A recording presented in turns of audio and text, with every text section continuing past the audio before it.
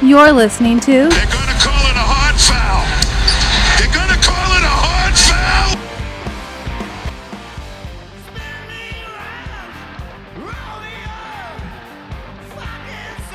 All right, it's been a long time, but we are Hard Foul, brought to you by the what? Fan First Sports Network, bitch. And I'm Jim Quigley. This is Mike Quigley.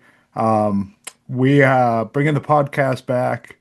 There was an extended pause, not for any real reason, just some professional stuff outside of podcasting that came up, as well as some just life got in the way of things.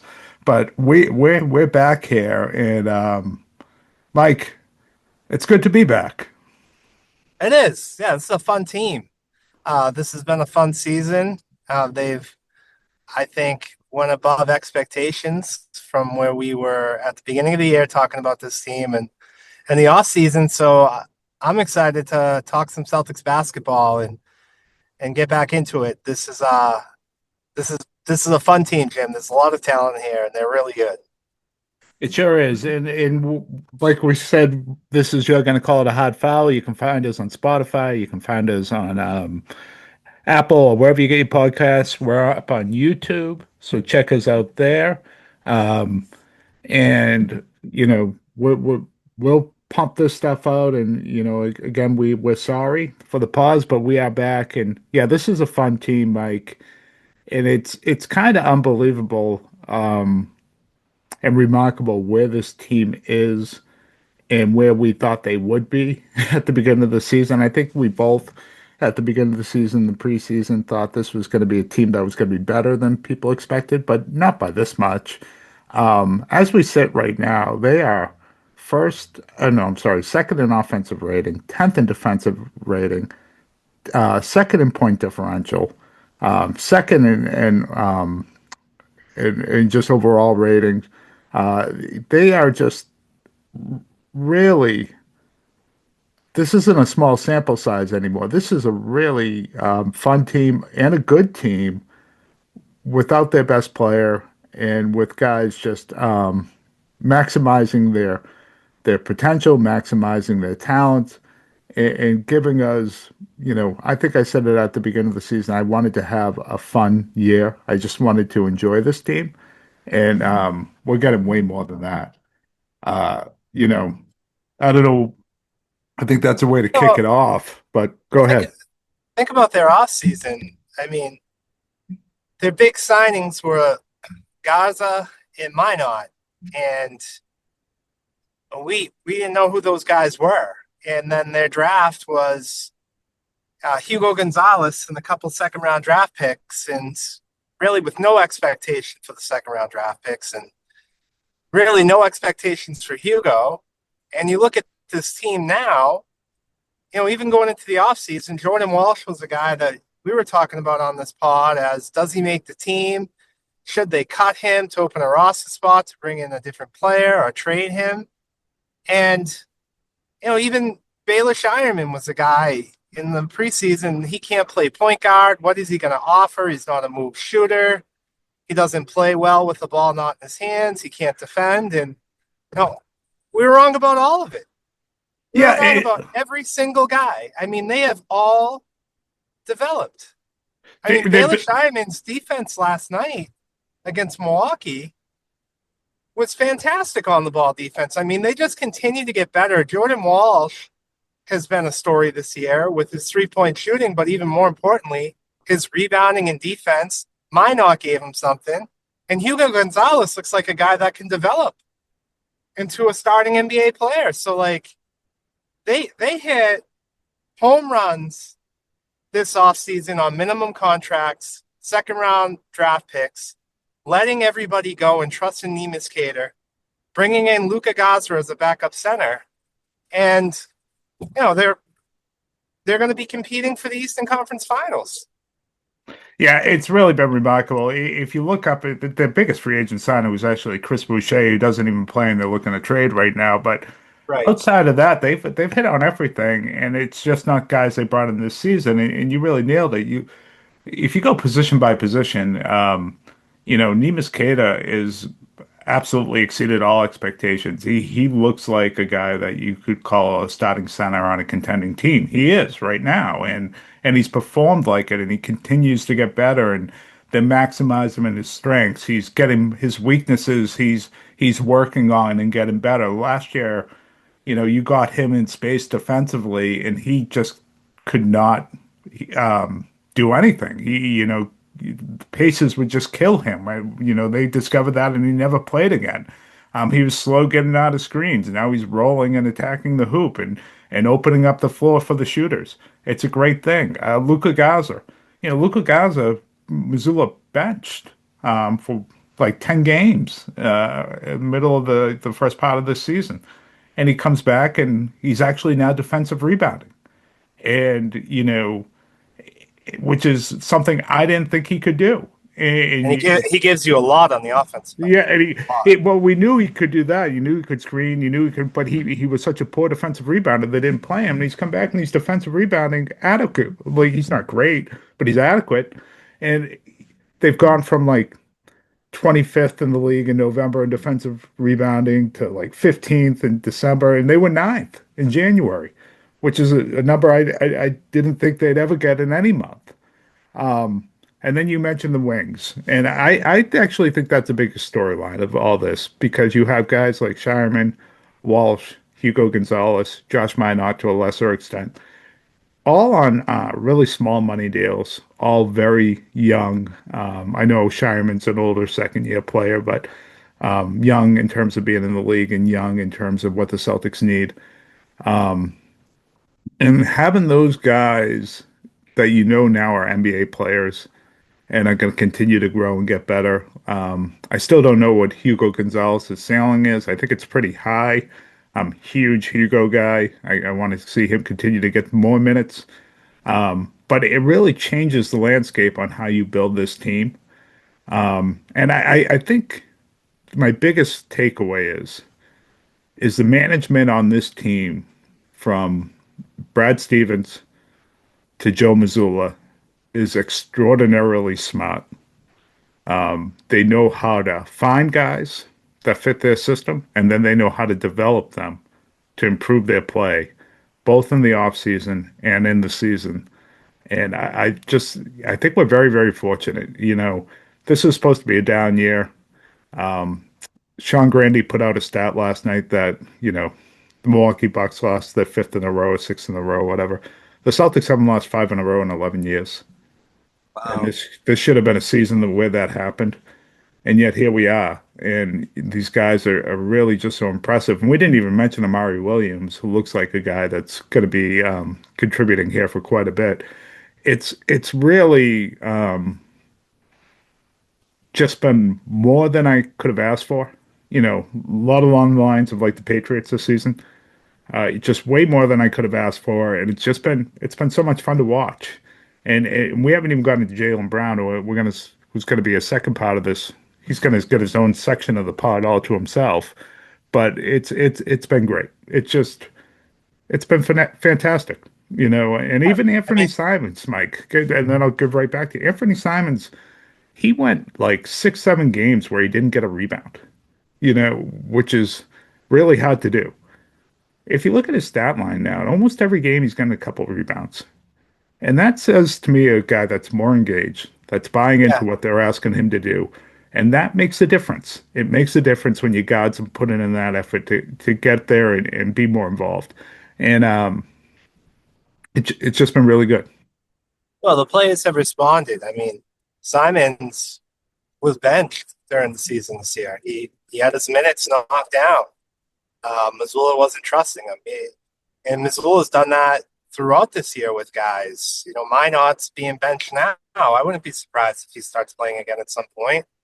Jordan Walsh got hot, and Shireman got his chance. And these players have really developed. And we go into next offseason, Brad's got another first-round pick and 2 more second-round picks. I look at this trade deadline, and part of me doesn't want him to trade him because of how well he is at identifying talent. And you talk about Jalen Brown.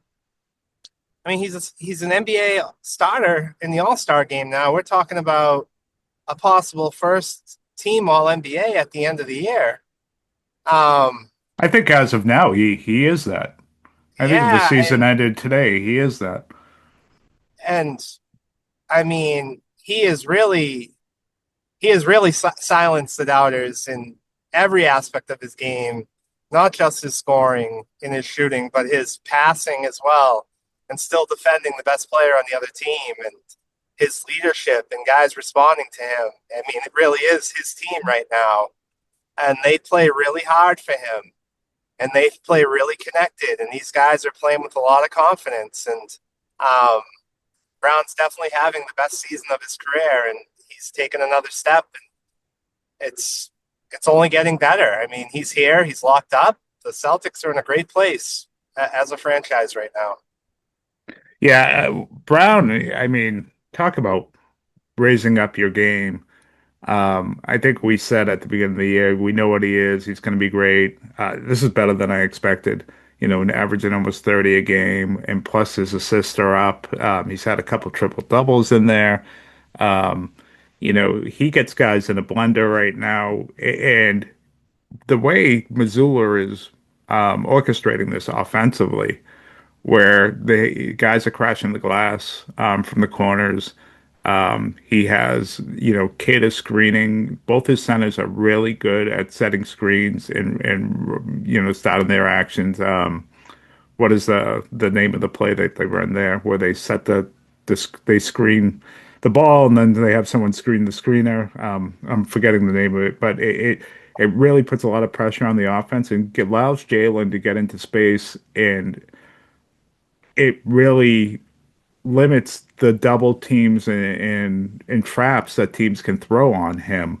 Because if they leave, they're leaving a guy like Sam Hauser, or they're leaving a guy like Peyton Pritchard or Anthony Simons and Derek White that can make you pay. So teams have to really pick and choose how they're going to defend him. And for the most part, we've consistently just seen one-on-one coverage, and there's no one, I don't think, in the league that can cover him one on one right now. And he's just making everybody pay. And he gets to the hoop. He's so goddamn strong that he's always getting his spot.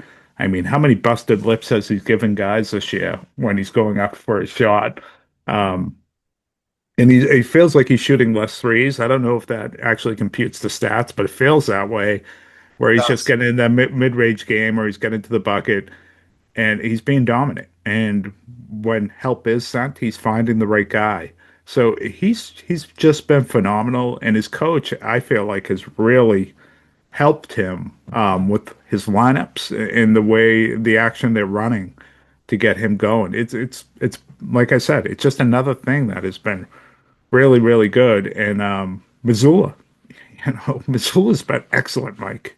He's been excellent. We can maybe complain about rotation here, rotation there, but he knew what this team was, and he from the beginning of the year, even the style of defense they play, they're going to give up threes. They realize they have to give up something because they have limitations defensively, especially if Simon's out there or Gaza or whatever. They're going to have some limits defensively, so they decided we're going to give up threes.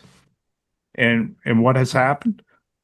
They uh they cause a lot of turnovers. Teams make a lot of kind of mistakes against them, and they're able to um, they're able to take advantage of it. So it, Yeah, it it's been pretty good.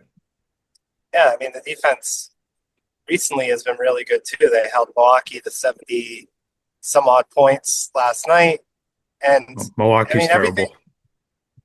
Yeah, they are. Everything is coming up Celtics. So I mean, Porzingis, Mike, I lost you there. Horford. Mike, I'm saying everything's coming up Celtics. yeah, it is. It What? is. You said something about Porzingis and Horford. Yeah, yeah. I mean, yeah. Porzingis has hardly played. Horford's played less than half the games. Drew Holiday's played well, but he's played less than half the games. The guys they replaced him with, in some ways, have outplayed them. And Simons has had a better season than Drew Holiday just because he's out there every day. I mean, Yep. Simons, you're talking about possible six man of the year. Luka Gaza and Neemias Queta have been more reliable than Porzingis now Horford. I mean, you could argue that Cornette's had a good season, but has it been that much better than these guys? And then the wings that they brought in with Hugo and Minot to take those Tatum minutes, And Jordan they're Walsh not. and And Shireman. Jordan Yeah. Wash and Shireman. I mean, these guys aren't Jason Tatum, but No. it's great for when Jason Tatum comes back that they have this much depth in that with the way the stupid CBA is set up and it's impossible to make trades and impossible to sign guys. It is so important to have guys on cheap contracts that contribute. And there aren't a lot of teams that have that. And the Celtics are one of them. Yeah, the Danny Ainge flaw for him, there wasn't many, was that when they had that stretch with Tatum and Garnett, and they just didn't hit any draft picks at all after Garnett got here. And so they were constantly reaching to sign veteran free agents, and it really didn't work. Yeah, Mikel Diff, Petras, Marquise yeah, Daniels. Yep. yeah, Jermaine O'Neal, Shaq, all that, and, Mm-hmm. and they just didn't get anything from the draft. This is completely different from that. They are getting quite a bit from the draft, and not just first rounders either. You know, Jordan Walsh is a second rounder, Mario Williams is a second rounder. They've also, Sam Hauser was undrafted, and Neemias Queta came over from the Kings. So they're Yep. finding these guys, and their scouting is really remarkable, and then their player development down in Maine, up in Maine, and then obviously within the Celtic system, it's got to be the best in the league. It really does. Maybe Sam Presti, you can say in Oklahoma City is as good a GM or better than Brad. But man, they are so smart and they've been doing it for so long. The bridge from Ainge to Stevens was seamless. The coaching changes have been seamless. They are just such a smart organization that I'm almost embarrassed about some of the criticism I've given, especially this off season. I wrote an article saying, there's a world in which Tatum does come back and you're wondering if you should have kept KP and Holiday. And we're saying maybe you keep KP until the trade deadline and he's playing better and you get more. They made every right move. And they're much smarter than us. I think I think that's fair to say right now. Yeah, I mean, we don't know if they make those moves. If ownership says we don't care about the price tag, but Brad, given what he had, given what ownership wanted, he certainly made some really good moves. And that brings up, Jason Tatum has noticed this in the team too, to the point where he said, I don't know if it's best for me to come back this year, which I didn't like that comment. I always want to hear from my lead dog, kind of what Mazzulla said afterwards that, yeah, he doesn't know what he's talking about. We're always better when Tatum's here. I'd rather that attitude. So I'm not sure where they are with Tatum, if he's going to come back. For a long time, we heard March, and then he said that. Kind of walked back his comments a little bit. Where do you see Tatum, Jim? How do you feel about those comments? Where do you think he's going to land this year or next year? What's going on? Well, I think from what I read about an Achilles recovery, it's like you'll have moments where a lot happens pretty positively, and then you plateau, and then it's a really slow grind and build up. And so, like, I think maybe around December and January, things probably escalated pretty quickly. And I wonder if he's hit a plateau in the recovery where he thought he might be a little bit further along than he is right now. And there's also got to be, as he gets closer to an actual return date and the reality sets in, I wonder, especially as a star athlete, he starts to wonder, how does this look if I come back this year? Am I playing 10 minutes to start? And do I go hang in the corner to get my legs under me? These guys are in NBA shape.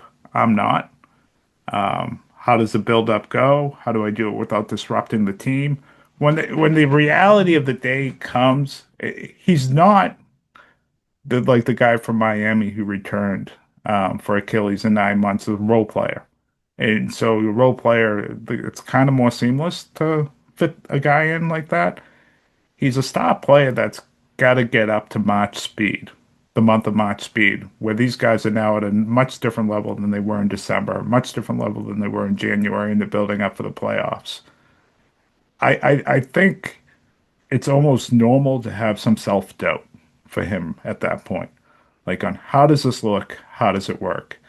And I thought Mazzulla's comments, and I also think Tatum's a sensitive guy, and I think he's an introspective guy, and he doesn't want to be the guy that screws things up.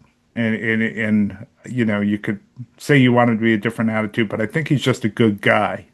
And so this is, you know, from his upbringing, this is kind of how he reacts. That's why I thought Missoula's comments are so interesting, where we'll make this work. And you heard that the night before from Sam Hauser. You've heard that from other teammates kind of say that similar since then. And it's you do wonder where he is. And so I guess where I land on it, Mike, is let's see in a couple of weeks how he's feeling, where he's progressing, and if they're going to make this work. I will say if he's not 100% in it, then it probably does just make sense to wait until next Yeah, and season. that's why I was taken back because it didn't sound like they were all on the same page. Like they need to be communicating on the same page as far as what the plan is. And so, whether what that looks like, however they're doing it. I mean, Tatum's going to all the games, so he's present, he's around. Oh yeah. So I assume that there's a mix-up in communication here as far as what the plan is. Oh, I don't think so. You think I don't think it's that. I think they probably think it can potentially work if if he's mentally there. But I think they're gonna fall back to the player on that. I don't Yeah, think but it's I'm a saying communication thing. I think it's more of where he if he is thing. if he's unsure of what the plan is, I'm going to be standing in the corner. I'm going to be coming off the bench. Like those are all things that he should know now.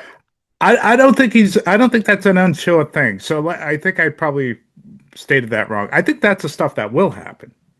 Like he's not going to come in and have his like just never mind the fact of getting integrated back into like playing like Jason Tatum. It's going to like being integrated to playing in the NBA at NBA speed and NBA shape. Like in the reality of that for anybody, that's going to be a little bit of a slow build up.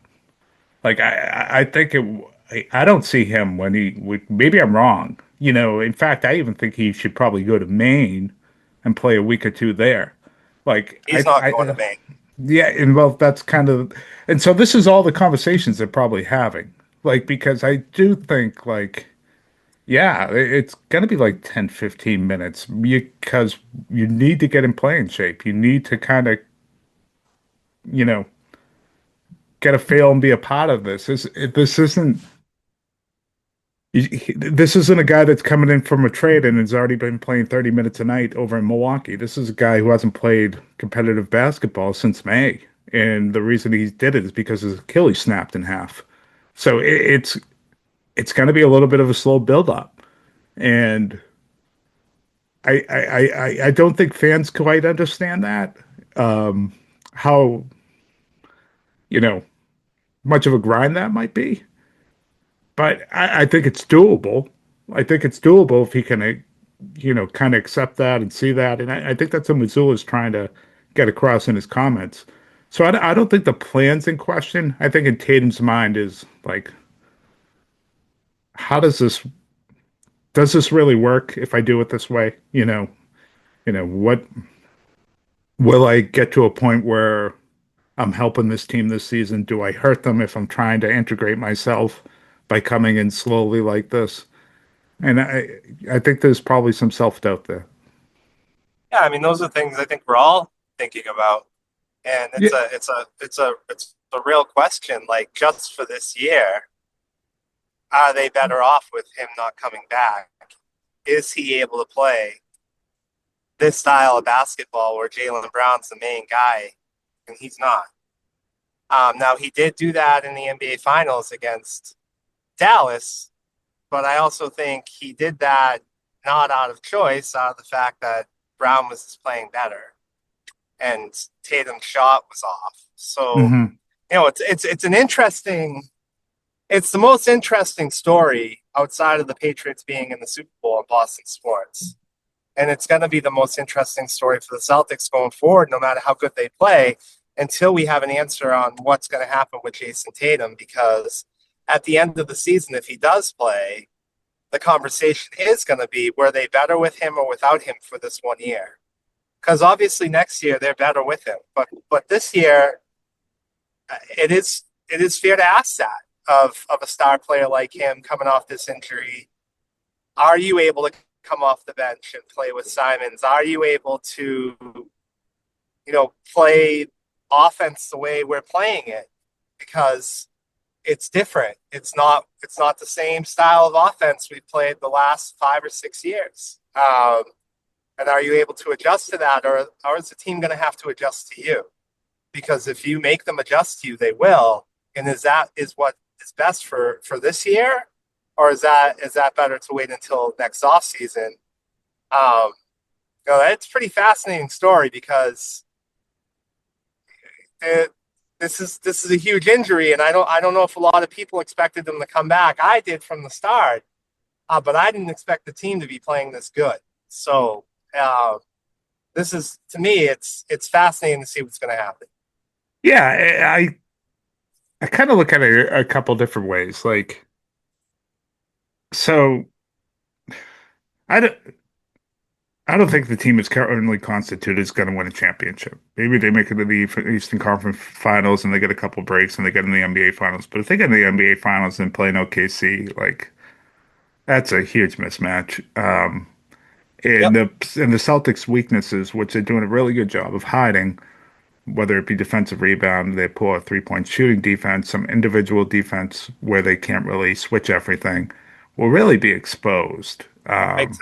Big Yeah. time. So like I mean, how do you so. see this team beating Detroit? They can't right now. Well, Detroit maybe isn't ready for the moment. I could see it happening, but less so against some of these Western Conference teams. I still would make Detroit the favorite, but that's either here or there for me for this conversation. For this conversation, it's if Tatum feels like he can come back, the best thing for the team would have him integrate now.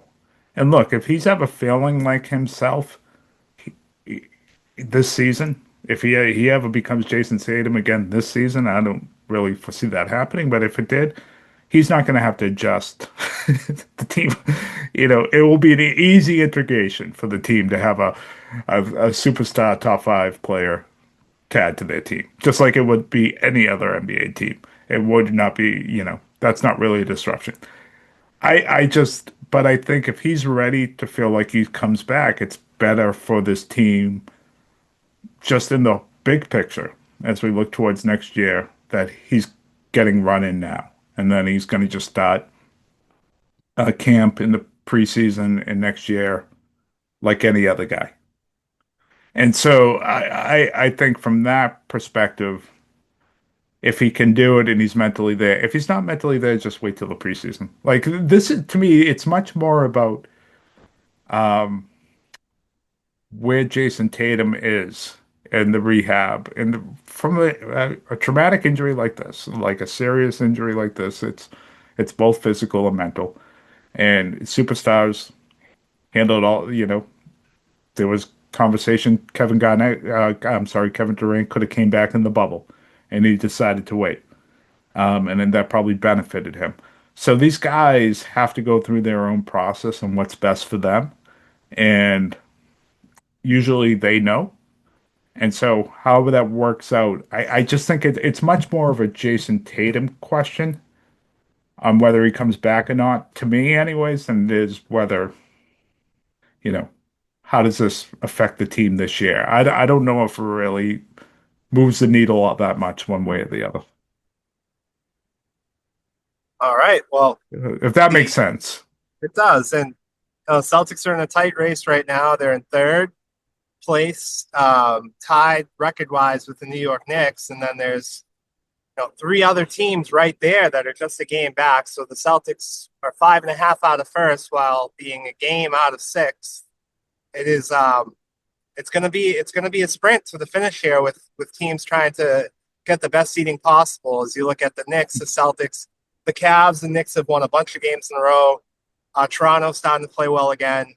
Um, so it's going to be really interesting to see what the Celtics do on Thursday at the deadline for this sprint to the finish, to see if they're going to try to chase that 2 seed, because I do think it's a big deal to be in that 2 seed and get to play that team out of the play-in.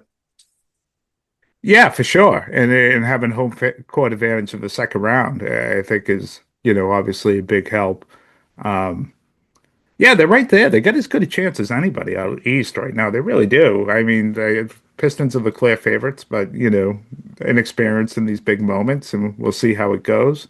The trade deadline is going to be obviously very, very interesting. The Giannis Trump card is out there, and what's going to happen there? Does he get moved now? Does he get moved in the summer? Does he stay in the Eastern Conference? Is he out playing for the Warriors?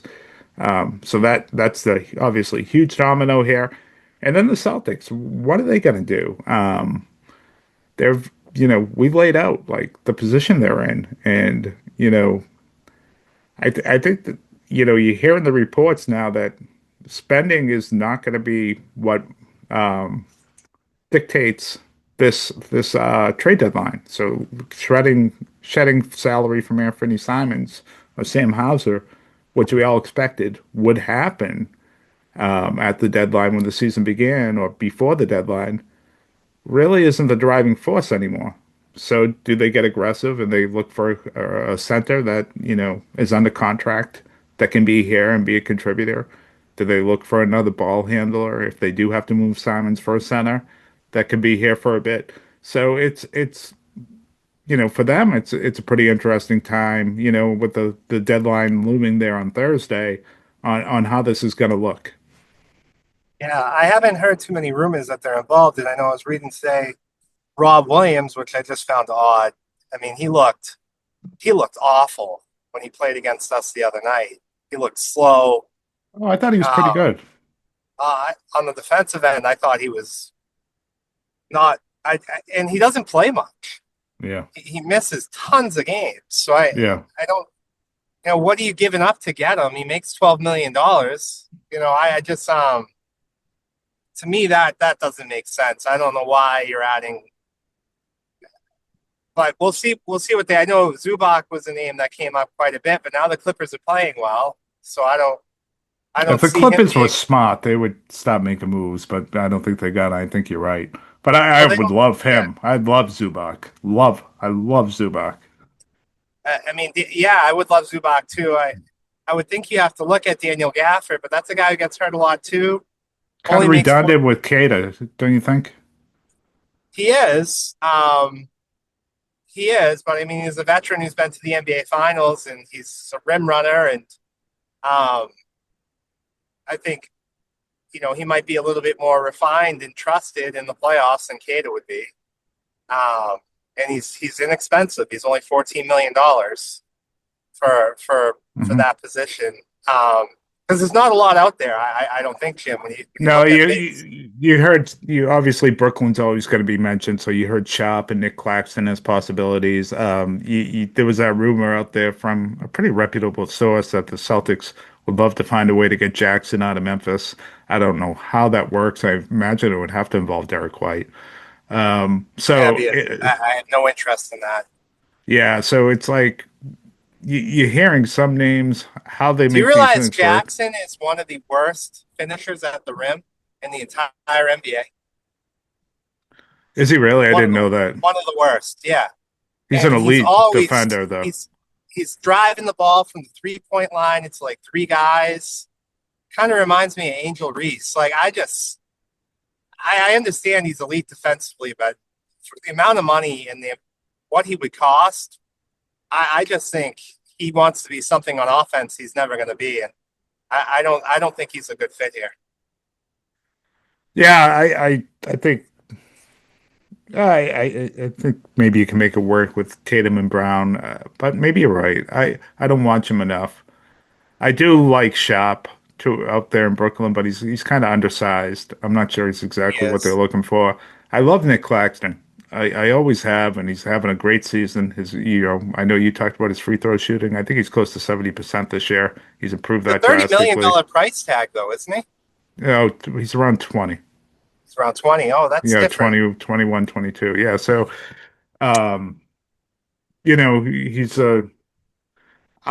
I think he would be fantastic with Tatum and Brown. But he has years on the contract, and And if I'm it's in Brooklyn, turn. why am I in a hurry to trade him when I have him and Michael Porter Jr.? I don't know if I am. Like, these are two guys that can be there while I continue to draft. I had 5 first-round draft picks last year. Some of But those guys are working out. they're talking Um, about moving Michael Porter Jr. too, so I don't know. oh, I Yeah, think that's yeah, crazy. yeah. I think that is. I don't know why he would want to leave that situation and why they wouldn't want him. But um, if they're looking to move Claxton, yeah, Brad should be all over that. I mean, I don't know about minimum salary centers that are out there that you can match to like a Chris Bouchard or a Xavier Tillman. I think all those guys come with flaws. Where you already have Luka Gaza. I think a lot of those guys that get the minimum are like an Andre Drummond, who's only good at one thing, or like Marvin Bagley, who's only good on the offensive end. I don't think you find players I that don't want actually help Marvin you with what Bagley. you need. Um, you just find guys who, it's like an Annis Cantor type that would be coming in. It doesn't really help you. Well, yeah, no, I don't want any player like that. I want a guy that you is under years on their contract. So I want multiple years, and I want a guy that fits with Tatum and Brown. And we know what those centers look like. And so one of the Celtics' biggest flaws right now, Kate is okay at it, but they're not great rim defenders. So that's part of the reason that they send so much help. They don't have great individual defenders at certain positions. They don't have great rim defenders, especially when Gauss is in there. So that's why they send like 3, 4 guys to the paint when someone's driving and they're all scratching and clawing, trying to come up with turnovers. That's why the free throw differential is so drastically different because the Celtics do foul more. And you put in a guy like Claxton and Zubac back there, the type of prototypical Celtic center that you've seen over the years, and this thing looks dramatically different. The way they can do things defensively, even a bit offensively too. So it About has to Miles be Turner. no, maybe I don't know. I mean, he had a great run up until the finals last year. He's had one really really good season. I've never been a huge Miles Turner guy. Maybe he's really good at the rim.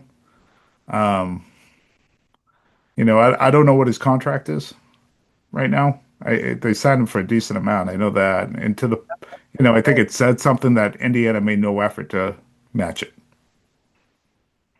I think that might have been a mistake because Indiana doesn't have much talent to just let a guy walk. And it's not like free agents are dying to go to Indiana. Um, can you even name a center on the NBA roster of Indiana right now? Like, Well, that's why I, it says a lot that they didn't make much of an effort. And I think it's. I they're think it not a might dumb say. organization.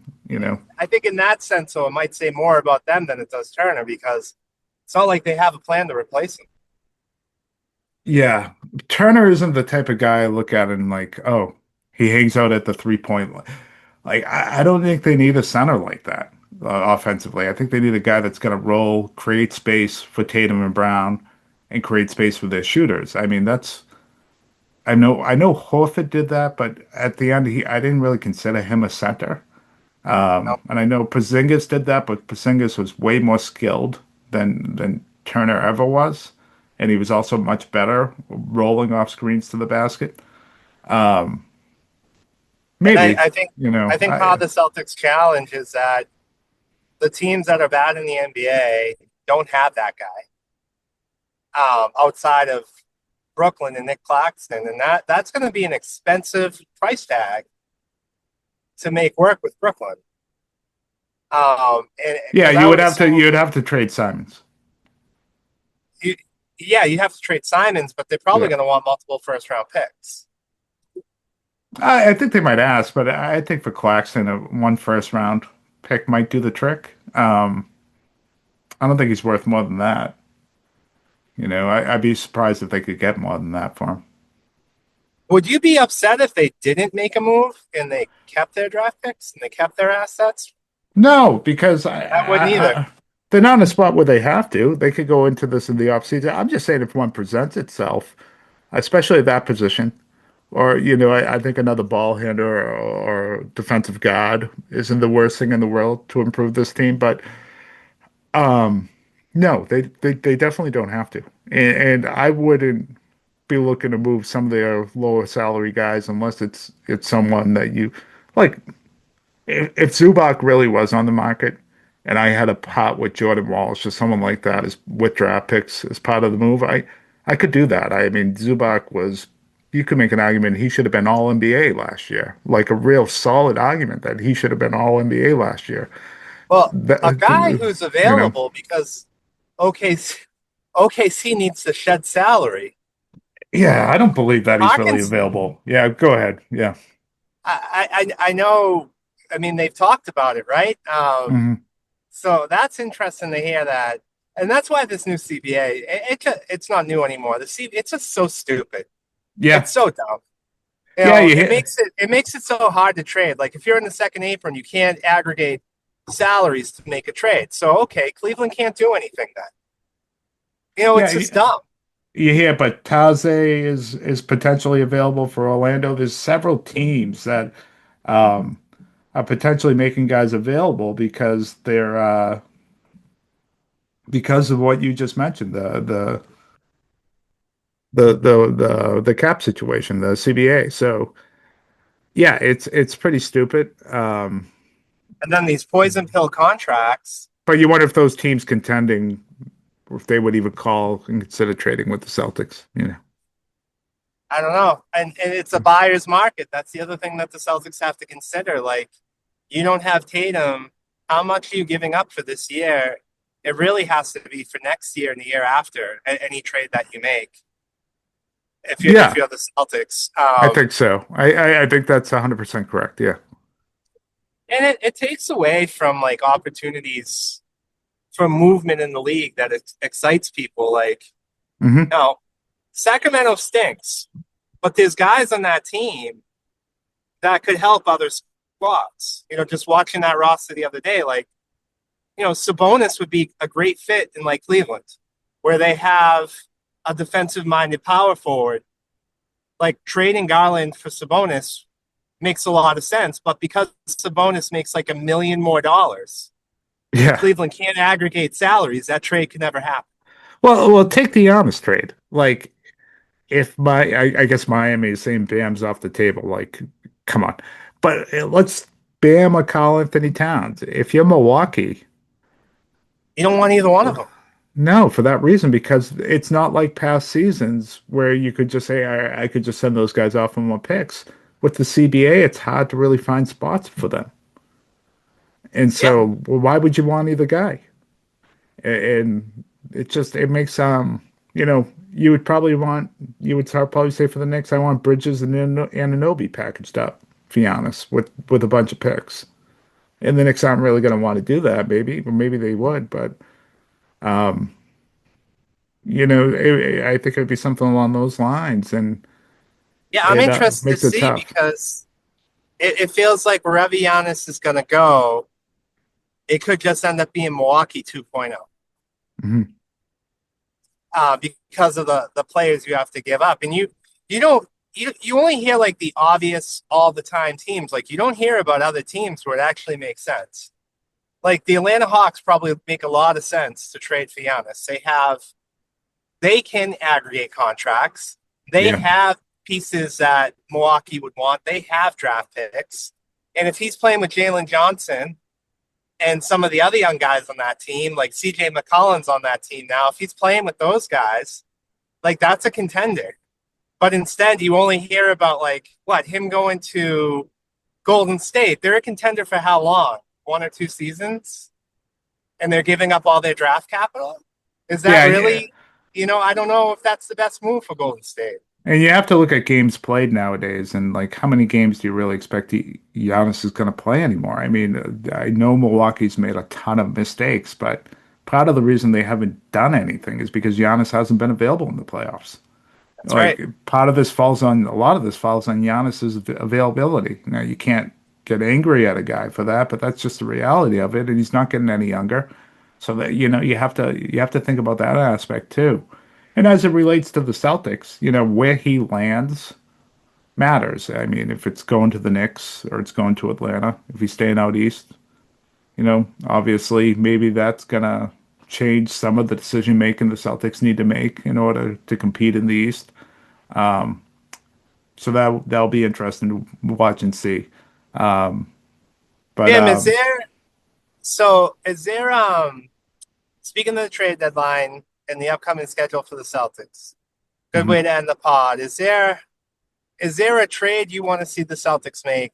And is there a trade in the NBA you want to see happen uh, on Thursday?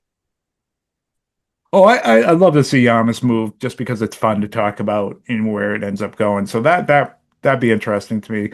Yeah, if it's a center, I think I touched on it, Mike. If it's Zubac or Claxton, I think Zubac's off the table, but it's something like that. I'd be really interested and excited for the Celtics if a move like that gets made. But either way, it's a great week. You're going to be going up to the deadline. On top of that, you got the Mavericks and the Rockets this week, and then you get the Knicks on Sunday for Super Bowl Sunday, and the Patriots play that evening. It's a great sports week. It's going to be a lot of fun. Cooper Flag tomorrow night in Dallas, and then Amy Adoka the following night, and then the Knicks on Sunday.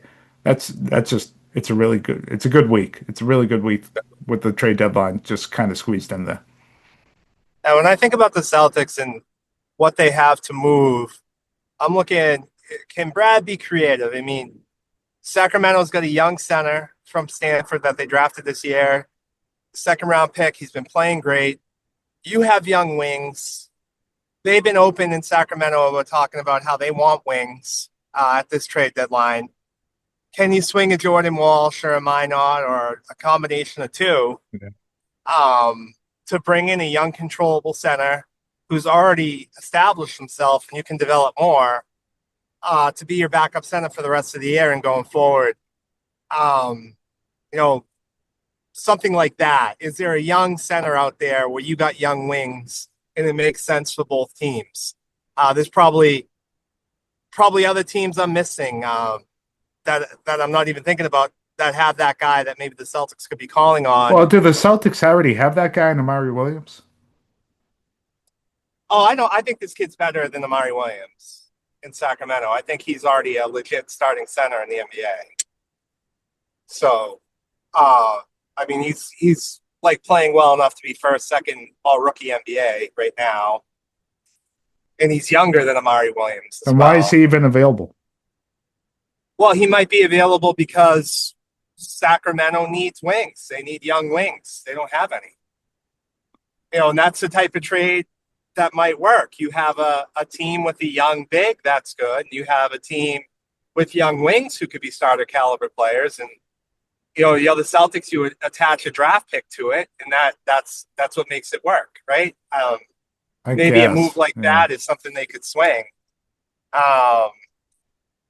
Because you have to think that the value is high on some of the wings right now, especially with the way Jordan Walsh defends. Um, and a move I'd like to see happen is I'd like to see the Hornets be buyers. I'd like to see them add a veteran wing that comes off their bench or look to move LaMelo Ball and bring somebody else in, because I think Miller and Connor Kneppel are two of the best young wings in the league. That team's won 6 in a row, and I do think those two are legit future perennial all-stars to build around. And they're a game out of the play-in right now, and I think a natural next step for a team like that is to bring in a player that can score off the bench to play with Colin Sexton. That Hornets team is fun, and they're finally healthy. And I do think they're really good. I think they're really talented, and I think this is the time for them to not try to get another draft pick and maybe add a little bit to what they're doing. Yeah, I think they had the top point differential in the league in January, so they're really playing well. Yeah, I haven't given any thought to what the Hornets should do, though, so I really have nothing to add there. Oh, did you see that game with Kneppel and Cooper Flag? I saw the highlights. I didn't watch the game. It's incredible. Yeah, no, for sure. Brandon Miller's got like 13 games in a row of over 20 points. Did you see the Saturday Night joke about Flag being the um all-time leading individual game scorer? Well, he did it on February 1st, 49-point game for a teenager. And Michael Che Wow. said, not a great start to Black History Month. Well, Cooper Flag's going to be a Celtic. Maybe someday, who knows? Yeah. I know his parents are huge Celtic fans. Yeah. Um, AJ Damboyer is a huge Celtics fan too. So we'll Mike, let's try it. Maybe we can do a pod Thursday, and we can either do the aftermath of the deadline or maybe right before. yeah, who are they playing prior to that? I know they go into Dallas and then there's a Houston. Is that what we got? Yeah, back to back nights. So it's Dallas and Houston. So tomorrow it's the Texas two-step. They're at Dallas tomorrow night, and then at Houston, and then Knicks So, on Super Bowl Sunday. so you go all in on Dallas and then whoever you're resting, rest against Houston, right? That how you play it? Yeah, they really haven't rested guys on back-to-backs all that much this year. So I mean, they're a fairly young team with young legs. The only guy that you would probably consider would either be White or Brown, and they really haven't done that. So Hey, last thing, Jim, did you see the PED suspension? for Paul George, yeah, Oh my God. yeah. Now that they're under the tax, funny how that What a works. disaster he has been for that franchise. I feel like Philadelphia fax the NBA the results and say, hey, maybe you want to suspend this guy, get us under the tax. Yeah, but the Celtics couldn't, get any breaks from Reggie Lewis died. But this Yeah. guy does PEDs. Yeah. Philly's interesting. I mean, Joel Embiid suddenly playing 40 minutes and dropping 40. We'll see how long that is, though. I would trade him. You're not going to get his what he's playing so well right now. You're never going to get a better return than you're going to get at this moment going forward. If you're Philly, I would look to move him. I really would. Yeah, I wonder if they can, though. Yeah, I wonder if they can. All right. Well, Mike, we'll get after this more often than obviously once every 2.5 months. So we'll hope to talk to everybody on Thursday and, go Celtics. Yeah, and I just want to thank our listeners because you are out there, and we do appreciate you. Jimmy and I love doing this pod. We started it during COVID as a way to hang out with each other. And after COVID, we both moved on opposite ends of the state. And it's just a way for us to connect. And I think it's good for both of us. And we love the Celtics. So the fact that you guys listen to it, it's a big deal. And I do apologize that we took a big break. But I'm excited to be back. This is a great, fun pod. We love talking Celtics. And we appreciate all of you. And I hope you all listen. All right, guys, take care.